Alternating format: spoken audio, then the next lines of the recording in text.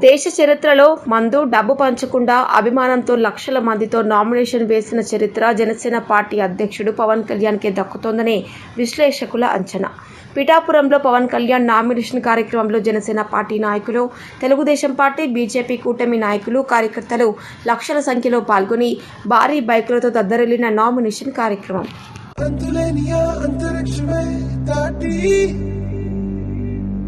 శూన్యంగా కనిపించే గమ్యం, లోకమున్నను లేకపోయినను నా పైన భయమే నాకు బదులే చెప్పే ఈ సమయం.